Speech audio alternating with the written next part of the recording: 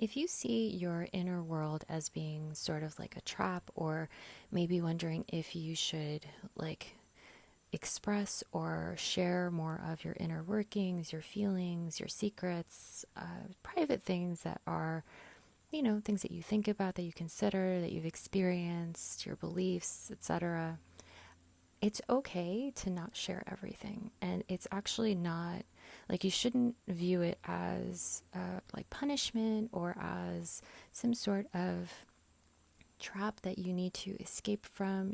Oftentimes we can feel a little bit weighed down or maybe overwhelmed or frustrated by like deeper emotions and worries and concerns and stuff. And sometimes it can be really good to share those things with others and, commiserate or seek advice. But it's also really good to be selective and maybe to always like think twice before you share personal things. We, like today's society just tends to be very in our business, like we've gotten used to talking to like the entire world via the internet about our personal things, about our beliefs, about our personal lives, our friends, our foes, etc. And that's not always to our benefit. While it can be really good to be open and authentic and true to yourself, it is also really important to not allow everyone access to you, especially the things that like make up your personality, like the true self that you have within. Not everyone deserves access to you and your thoughts and your ideas.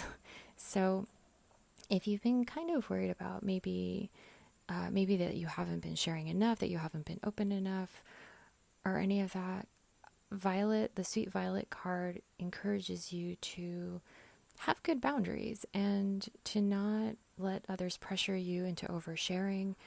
It's interesting in the book, it talks about how in Victorian times, in houses, you had specific rooms that were designated for public use versus the rooms that were just for like the family and the people who lived in that house.